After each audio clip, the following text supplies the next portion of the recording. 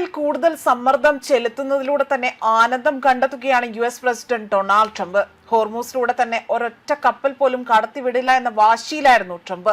ആയതിനാൽ തന്നെ ഇറാനിലേക്ക് കടക്കാൻ ഒരൊറ്റ കപ്പലുകളെ പോലും അനുവദിക്കില്ല എന്നതാണ് ഇപ്പോൾ ഇവിടെ വ്യക്തമാകുന്ന മറ്റൊരു കാര്യം.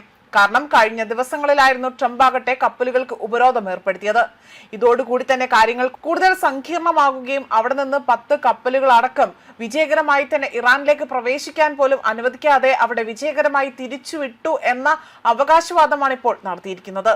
ഇറാനെതിരെ ഏർപ്പെടുത്തിയ നാവിക ഉപരോധത്തിന്റെ ആദ്യ 48 മണിക്കൂറിനുള്ളിൽ തന്നെയാണ് ഇറാനിയൻ തുറമുഖങ്ങളിൽ നിന്ന് പുറപ്പെടാൻ അല്ലെങ്കിൽ അവിടെ നിന്നും പുറത്തേക്ക് പോകാൻ ശ്രമിച്ച 10 കപ്പലുകളെ വിജയകരമായി തിരിച്ചയച്ചതായി യുഎസ് സൈന്യം അറിയിച്ചിരിക്കുന്നത്. ഇതുവരെ 10 കപ്പലുകളെ തിരിച്ചയച്ചിട്ടുണ്ട് എന്നും ഇവിടെ വ്യക്തമായി തന്നെ എടുത്തു പറയുകയാണ് ചെയ്തിരിക്കുന്നത്. യുഎസ് ഉപരോധം ആരംഭിച്ചതിനു ശേഷം ഒരു കപ്പൽ പോലും ഇതിലൂടെ കടന്നു പോയിട്ടില്ല എന്നതാണ് യുഎസ് സെൻട്രൽ കമാൻഡ് ഇപ്പോൾ എക്സിലൂടെ തന്നെ വ്യക്തമാക്കിയിരിക്കുന്നത്. ഉപരോധത്തിലൂടെ തന്നെ ഒരു കപ്പലും കടന്നു പോയിട്ടില്ല എന്ന് യുഎസ് സേന പറയുമ്പോൾ ഇത് മറിച്ചാണ് എന്ന് സൂചിപ്പിക്കാൻ കപ്പൽ ട്രാക്കിംഗ് ഡാറ്റ ലഭിച്ചിട്ടുണ്ട് എന്നതാണ് ഇവിടെ വ്യക്തമാക്കിയിരിക്കുന്നത്.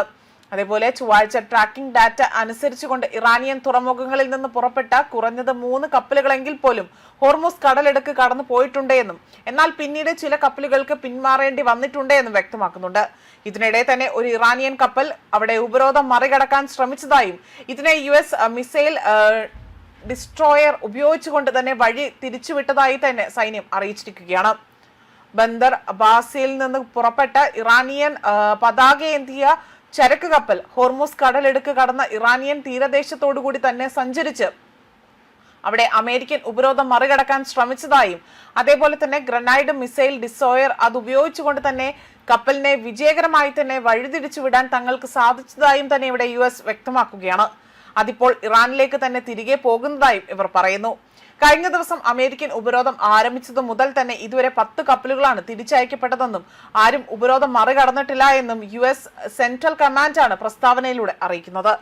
ഇതിനിടെ തന്നെ ഇറാനിയൻ തുറമുഖങ്ങൾക്ക് മേലുള്ള ഉപരോധം അമേരിക്ക പിൻവലിച്ചെങ്കിൽ പോലും ഗൾഫ് മേഖലയിലെ വ്യാപാരം തടയുമെന്ന് ഇറാൻ സംയുക്ത സൈനിക കമാൻഡ് ഇവിടെ വലിയ രീതിയിലുള്ള ഭീഷണി മുഴക്കിയതായും ഇവിടെ വ്യക്തമാക്കുകയാണ് ചെയ്തിരിക്കുന്നത്. ന്യൂസ് ഡെസ്ക് കർമ്മ ന്യൂസ്.